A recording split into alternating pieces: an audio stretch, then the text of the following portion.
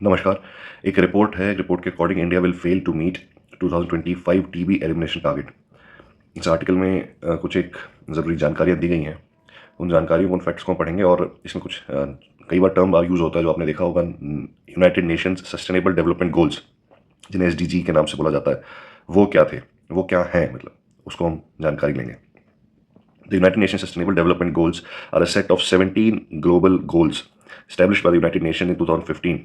2015 में 17 ग्लोबल गोल United nation ने set किए थे, part of 2030 agenda for sustainable development कि 2030 तक हम ये चीज़ तो अचीव कर ही लेंगे। These goals are designed to address a broad range of global challenges including poverty, inequality, climate change, environmental degradation, peace and justice with the ultimate aim of creating a more sustainable, equitable world by 2030।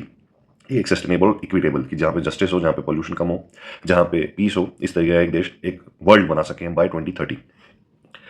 तो 17 sustainable development goals क्या थे वो देखते हैं। सबसे पहले no poverty goal क्या है? End poverty in all its forms everywhere. Details: the aim is to eradicate extreme poverty, खत्म करनी है। People living on less than $1.25 per day, वो एक्सट्रीम पॉवर्टी है। तो ये ऐसा कोई बंदा नहीं होना चाहिए जो $1.25 $1.25 से कम कमाता हो। And to ensure social protection system for all, और सोशल प्रोटेक्शन सिस्टम्स इंश्योर करने सभी के लिए। सोशल प्रोटेक्शन सिस्टम क्या होते हैं?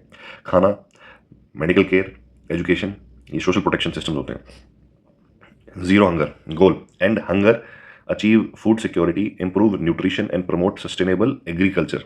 ठीक है, हंगर को एंड करना है, कोई भूखा ना रहे, अचीव फूड सिक्योरिटी, सबको खाना मिल सके, इंप्रूव न्यूट्रिशन, खाने में न्यूट्रिशन इंप्रूव हो, प्रमोट सस्टेनेबल एग्रीकल्चर, जैसे एग्रीकल्चर जो कि सस्टेनेबल हो, जैसे कि अभी हम चल रहा है वो यूरिया शूरिया डाल के हमने बना तो लिया, हमें अपना प्रोडक्शन तो बढ़ा लिया, बट वो हानिकारक है हमारे लिए, हमें नुकसान पहुंचा रहा है। तो कुछ इस प्रकार का एग्रीकल्चर जो कि सस्टेनेबल हो, उसके ऐसी प्रैक्टिसेस जो सस्टेनेबल हो। ऐसा ना हो कि हम जो टेक्नोलॉजी का इस्तेमाल कर रहे हैं उससे हमें ही नुकसान हो जाए।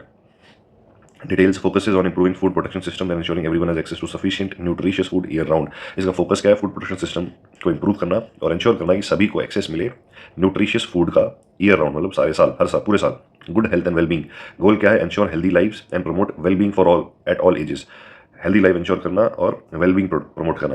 टारगेट क्या है इसके? टारगेट रिडक्शंस इन मैटरनल मोर्टेलिटी कम हो, इन्फेक्शियस डिजीजेस कम हो, and improving access to health care का एक्सेस इंप्रूव हो। ठीक है, जैसे आप बच्चों की जो डेथ हो जाती है, मैटरनल मोर्टेलिटी, जब प्रेग्नेंट होती हैं लेडी, तो जब लेडी प्रेग्नेंट होती है तो प्रेगनेंसी में कुछ इश्यूज, कुछ कॉम्प्लिकेशंस आ जाती हैं कई बार, ढंग से हेल्थ केयर ना मिल पाने के कारण। कई जगह हॉस्पिटल की सुविधाएं नहीं है, कई जगह डॉक्टर्स उतने कॉम्पिटेंट नहीं है, कई जगह जो इक्विपमेंट चाहिए वो नहीं है, कई जगह मेडिसिन अवेलेबल नहीं है, कई जगह उनके पास एक बेसिक सुविधा भी नहीं है, उनको इन्फेक्शन हो जाते हैं। तो वो कम करना, improving access to health care. उसके बाद quality education goal is ensure inclusive and equitable quality education and promote the life long learning opportunities. आपने एक इंक्लूसिव और इक्विटेबल क्वालिटी एजुकेशन प्रमोट करनी है, मतलब इंश्योर करनी है और प्रमोट करना है लाइफ लॉन्ग लर्निंग अपॉर्चुनिटीज़ को। जैसे अभी डिजिटल रिवोल्यूशन आया तो इससे हमें काफ़ी आसानी हुई है पढ़ाने इस तरीके का माहौल क्रिएट करने में, जिसमें लर्निंग का एक सबको अपॉर्चुनिटी मिले और हम एक सबको समान रूप से कोशिश है कि समान रूप से उसको एजुकेशन मिल सके। जैसे मैं अभी आपके साथ यूट्यूब पे ये शेयर कर रहा हूँ, आज से कई साल पहले क्या ये चीज़ें हो सकती थी? आज हम यूट्यूब पे किसी भी एक टॉपिक के ऊपर सर्च कर सकते हैं, हमारे पास 10 15 20 25 सोर्सेज मिल जाएंगे हर एक चीज़ के। मगर क्या ये पहले संभव था? नहीं। तो जो जिज्ञासा थी जो लड़कों के अंदर जानकारी हासिल करने की, अब सबके पास इतने पैसे नहीं है, सबके पास इतने क्वालिटी एजुकेशन नहीं है, कि उस तरीके के टीचर्स अवेलेबल नहीं है जो कॉन्सेप्ट को उस प्रकार से क्लियर कर सकें। तो लोगों के अंदर की जो जिज्ञासा है वो खत्म हो जाती है, कई बार उनको मुश्किल होती है सर्च करने में, चीज़ों को जानकारी हासिल करने में। बट अभी ये डिजिटल रिवॉल्यूशन के बाद, जब ये अपना जो ये सस्ता हुआ है इंटरनेट, उस कारण से काफ़ी हद तक लोगों के पास एजुकेशन पहुंची है। बट अभी भी खैर काफ़ी इसमें काफ़ी हद तक इंप्रूवमेंट की स्कोप है। गवर्नमेंट की तरफ से हेल्प अगर मिले, कई जगह स्कूल्स में, कई विलेजेस में जहाँ पे गरीबी बहुत ज़्यादा है, वहाँ पे इस तरीके की लाइब्रेरीज क्रिएट हो सकती हैं, जहाँ पे आप फ्री में, आपके पास एक्सेस है इंटरनेट का, आपके वाईफाई एक्सेस है, तो आप पढ़ सकते हो। ठीक है, आप यूट्यूब से, आप अभी एआई आ गया, एआई से आपके पास नॉलेज चंद सेकंड्स में, चंद मिनट में, जो आपने किताबों से कई किताबें पढ़ के भी शायद ना मिलती, इस प्रकार की नॉलेज आपके पास चंद सेकंड्स में आ जाती है। तो आपके पास टाइम की भी बचत है। ठीक है, तो क्वालिटी एजुकेशन इसका नंबर 4th गोल हो गया। नंबर 5th क्या हो गया? Gender equality. Achieve gender equality, empower all women and girls. तो जेंडर इक्वालिटी कैसे होगी?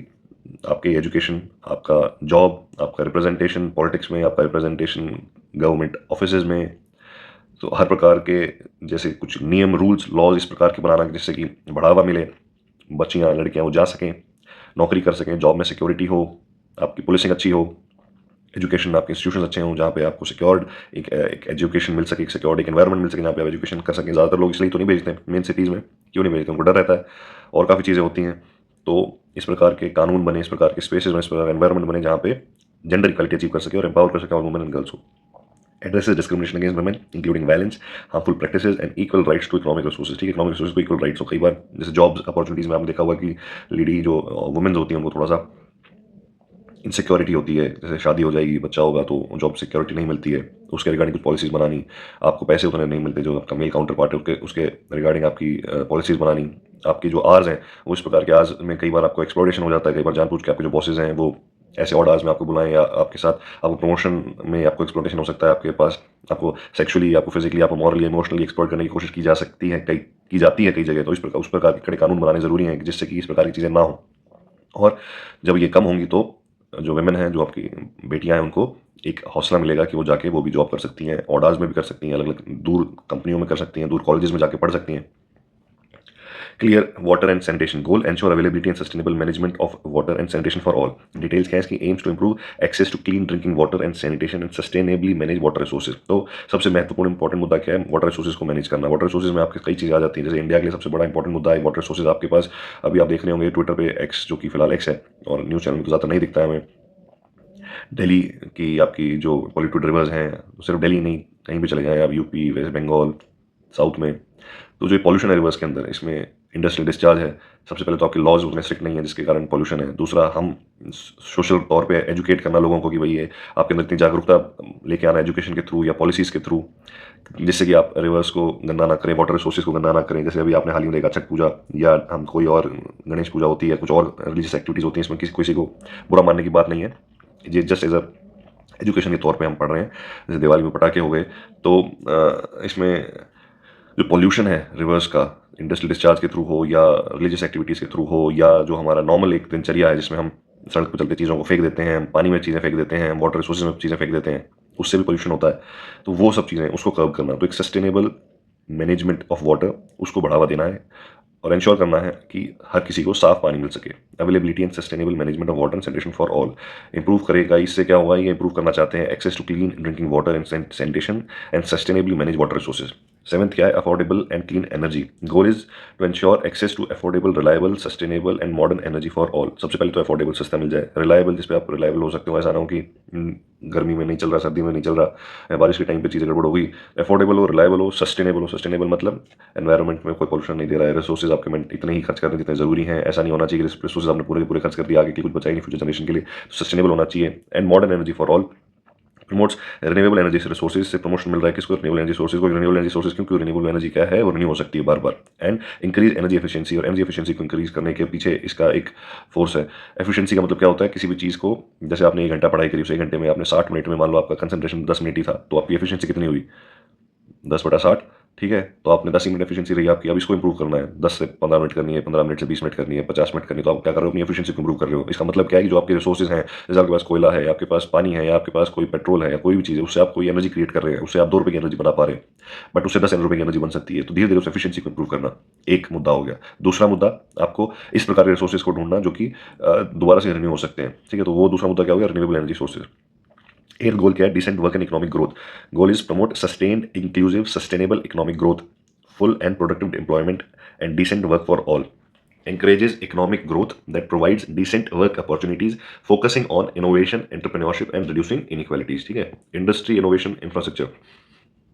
Goal, build resilient infrastructure, promote inclusive and sustainable industrialization and foster innovation. मतलब आपने टेक्नोलॉजी का इस्तेमाल करके इनोवेशन को तो आपने बढ़ावा देना ही देना है। इस प्रकार का इंफ्रास्ट्रक्चर आपने बनाना है जो कि रेजिलियंट हो। रेजिलियंट जैसे अर्थक्वेक आता है, तो उसमें आप, ऐसा नहीं होना चाहिए कि इस प्रकार का आपके पास, आप इस प्रकार की टेक्नोलॉजी इस्तेमाल करेंगे उसको सहन कर सके। ठीक है, तो रेजिलियंट इंफ्रास्ट्रक्चर, आपके फ्लड्स, आपके पानी बारिश आता है वैसा, जैसे अभी पानी भर जाता है, तो इंफ्रास्ट्रक्चर हमारा रेजिलियंट है नहीं। गुड़गांव आप देख लीजिए फॉर एग्जांपल, आप दिल्ली देख लीजिए, आप पुणे देख लें, आप मुंबई देख लें, आपको आता रहता है, कई बार आपको अखबारों में खबर में आता रहता है, 2 मिनट, आधे घंटे की बारिश हुई नहीं, पानी भर गया हर जगह। तो क्या रेजिलियंट इंफ्रास्ट्रक्चर है? नहीं। तो इस प्रकार का इंफ्रास्ट्रक्चर डेवलप करना जो रेजिलियंट हो। ठीक है, promote inclusive and sustainable industrialisation. Inclusive मतलब सबकी, सब शामिल हो, इंक्लूसिव एंड सस्टेनेबल इंडस्ट्रियलाइजेशन, जो कि सस्टेन किया जा सके।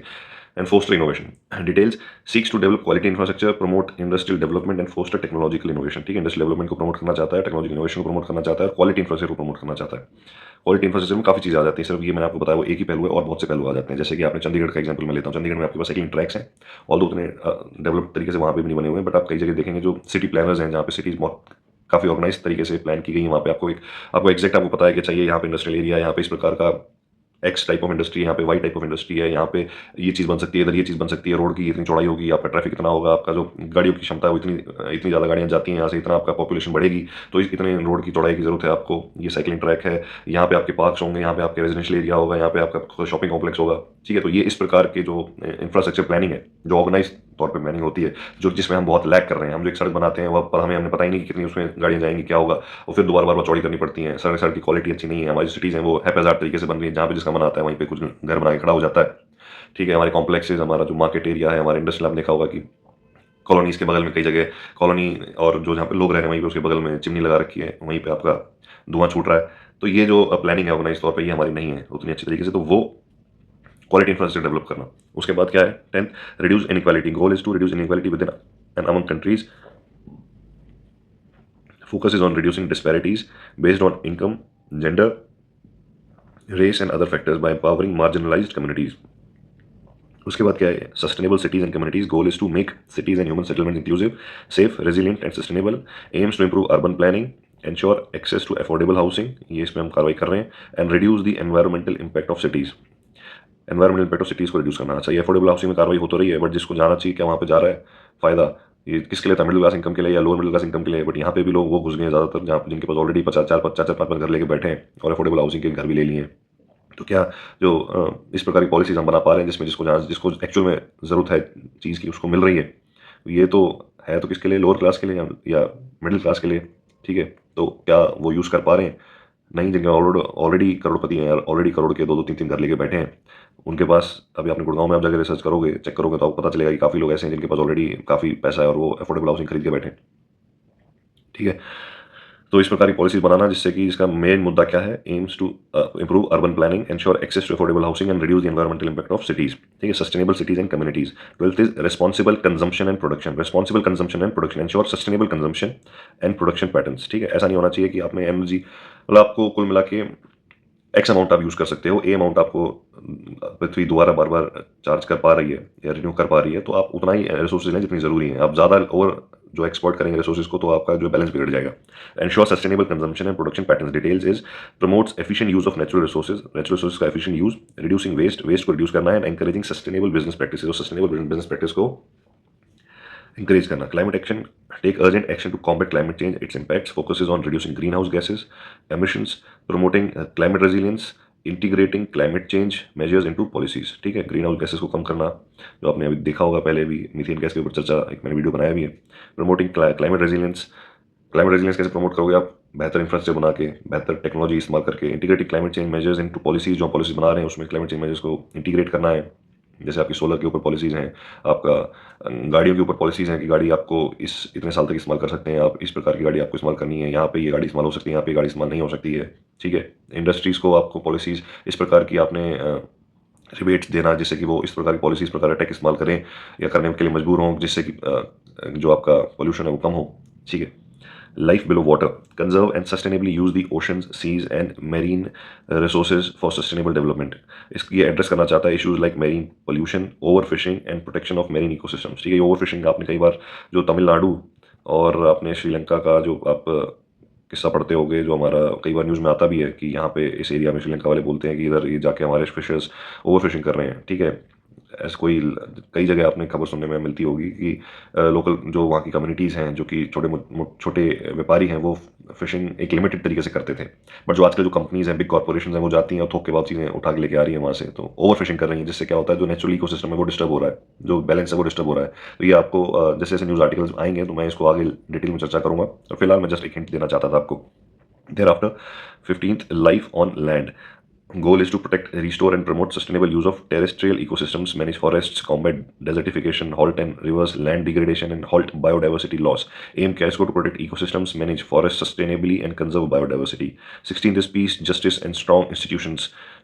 प्रमोट करना peaceful and inclusive societies for sustainable development, provide access to justice for all, build effective accountable institutions at all levels, seeks to reduce violence, promote rule of law, ensure equal access to justice and build transparent institutions. 17th is partnerships for the goals. Strengthen the means of implementation and revitalize the global partnership for sustainable development. वो means जो है implement करने के उनको strengthen करना और revitalize करना the global partnership for sustainable development. Focus क्या है? इंप्रूविंग कोऑपरेशन बिटवीन गवर्नमेंट्स के बीच में कोऑपरेशन इंप्रूव करना, प्राइवेट सेक्टर के बीच में कोऑपरेशन इंप्रूव करना, सिविल सोसाइटी के बीच में cooperation between government, private sector, civil society के बीच में इंप्रूव जो है कोऑपरेशन इंप्रूव करना with special focus on resource mobilisation, resource का मोबिलाइजेशन, जहाँ पे जिसके पास रिसोर्स नहीं है वहाँ पे रिसोर्स पहुँचाना, टेक्नोलॉजी पहुँचाना, इन कैपेसिटी बिल्डिंग, किसी अगर देश की किसी ऑर्गेनाइजेशन किसी के पास कैपेसिटी नहीं है उसकी कैपेसिटी बिल्ड करना जिसके तहत वो इन गोल्स को अचीव कर सके। फीचर्स क्या हो गए? Interconnectedness, all 17 goals are interconnected. For instance, reducing poverty, goal number 1, is closely tied to providing quality education, goal number 4, and achieving gender equality, goal number 5. Global collaboration चाहिए, the SDGs encourage all countries, developed and developing alike, सबको encourage कर रही है to contribute to achieving these targets. Specific targets, each goal contains multiple targets, 169 in total, हर इनके सब targets भी हैं हर गोल के, that further specify the action needed to achieve the larger goal. उसमें एक्शंस को स्पेसिफाई किया गया है, इसको हम डिटेल में आगे और पढ़ेंगे। इस वीडियो में मोटा मोटा इतना ही हमने जानने की कोशिश करनी है कि भाई गोल क्या थे। एग्जाम्पल क्या है? क्लाइमेट एक्शन, जैसे goal number 13, one example of goal number 13 is the commitment by countries to reduce carbon emissions under agreements like the Paris climate accord. Countries develop national strategies to mitigate climate change by reducing their carbon footprint, increasing renewable energy production and promoting climate resilience. तो SDGs है क्या? SDGs are an ambitious global framework designed to address the planet's most pressing social, economic, environmental challenges. By 2030, the aim is to create a more equitable, sustainable world with a focus on leaving no one behind. Governments, businesses, and individuals all have roles to play in achieving these goals. अब इसी के संदर्भ में एक report थी TB के regarding, वो हम देख लेते हैं उस रिपोर्ट में क्या फैक्ट्स दिए गए। The challenge of eliminating TB by 2025 as said by prime minister Narendra Modi aligns with India's ambitious goal to reduce TB prevalence. ये टीबी को हमने खत्म करने के लिए कुछ गोल बनाए थे।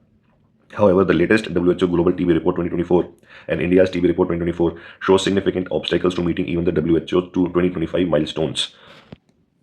These reports highlight that the progress is not sufficient to achieve the set targets. जो हमने प्रोग्रेस करी है उससे हम टारगेट्स अपने नहीं अचीव कर पा रहे। कौन कौन सी रिपोर्ट से हमें पता चल पा रहा है? WHO की ग्लोबल टीबी रिपोर्ट है 2024 की और इंडिया की टीबी रिपोर्ट है 2024 की। ठीक है, इससे हमें पता चल पा रहा है कि जो हमारे माइलस्टोन में अचीव करते हैं हम नहीं अचीव कर पा रहे। WHO 2025 माइलस्टोन क्या था कंपेयर टू 2015 लेवल्स? इन्होंने माइलस्टोन रखा था 2025 तक WHO ने कि भाई 75% रिडक्शन होना चाहिए टीबी की डेथ्स में, 75 reduction in TB deaths, 50% reduction in TB incidence rate, जो टीबी के हमें पता चलते हैं चाहे टीबी हो गया वो 50% होना चाहिए, रिडक्शन कम हो। अगर 1000 लोगों को टीबी हो रही है तो 500 ही लोगों को हो। टीबी की डेथ मान लो 1000 में अगर 10 लोग अगर मर रहे हैं तो 75% और कम हो जाए। ठीक है, एसडीजी 2030 टारगेट्स क्या थे कंपेयर टू 2015? एसडीजी के टारगेट्स ये थे 90% रिडक्शन होना चाहिए टीबी की डेथ्स में और 80% रिडक्शन होना चाहिए टीबी के इंसिडेंट्स में। ठीक है, तो एसडीजी 2030 के टारगेट्स ये हैं और डब्ल्यूएचओ के ये हैं। Key challenges, despite efforts through initiative like national TB elimination programme, हमने एक नेशनल टीबी एलिमिनेशन प्रोग्राम बनाया था। India faces several challenges that hinder progress, मगर इसके बावजूद इंडिया को काफ़ी एक ऑब्स्टेकल्स, काफ़ी चीज़ें, दिक्कतों का सामना करना पड़ा, जिसके कारण हम ये जो हमने गोल्स हमने माने थे अपने लिए इस्टेब्लिश किए थे वो हम नहीं अचीव कर पा रहे। Slow decline in TB incidents, persistent transmission and latent TB cases, slow progress. Transmission हो जाता है, एक तो डेंसिटी हमारी कंट्री में बहुत ज़्यादा है, वार्म एटमॉस्फेयर है, तो ट्रांसमिशन होने की जो संभावना है वो ज़्यादा हो जाती है। ठीक है, पॉपुलेशन डेंसिटी से भी बहुत फर्क पड़ता है, आपको आपस में जो संक्रमण है वो जल्दी फैलता है।